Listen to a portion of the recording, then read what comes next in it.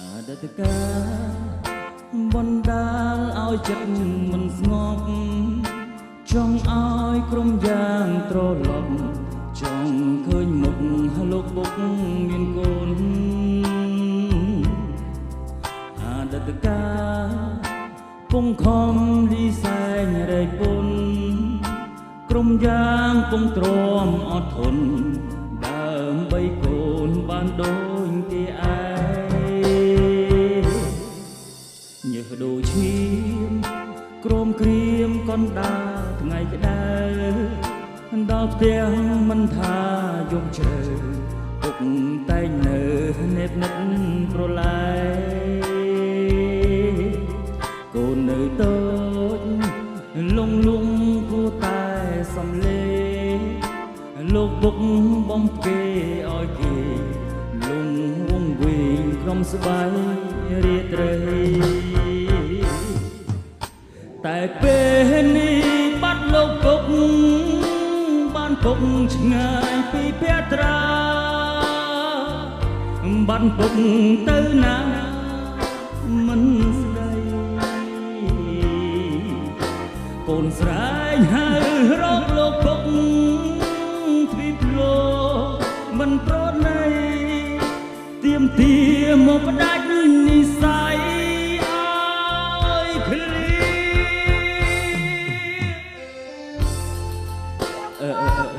កូនពុកមកពុកមកណា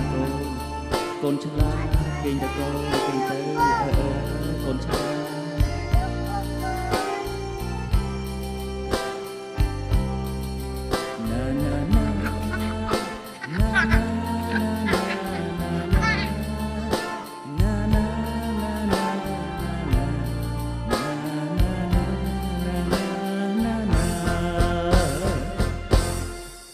ចង់ជួបមុខចង់ឃើញពុកនៅចិនកូនពីងពេជ្របំពេលួងលោមធ្វើឲ្យកូនរត់នៅស្រណោះមានថ្ងៃនេះដោយសារកូនពុកសន្តោសទូមានអប់រំសន្តោសមិនឲ្យខំលោកធំដឹងក្តីតែពេលនេះបាត់លោកពុកបានពងឆ្ងាយពីភត្រាបានពុកទៅណាមិនស្ដីកូនស្រែកហៅរកលោកពុកទ្វីបលោកមិនប្រណីទៀមទាមកផ្ដាច់និស័យឲ្យឃ្លីលោកពុកបើសិនជាលោកពុកឃើញខ្ញុំឃើញកូនបានល្អពុកនឹងសប្បាយចិត្ត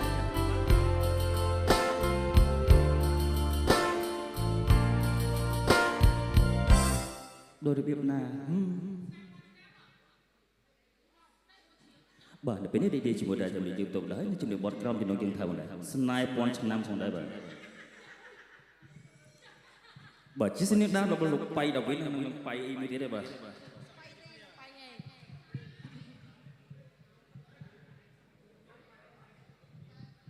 ហឡូបាត់ពុកឆ្ងាយ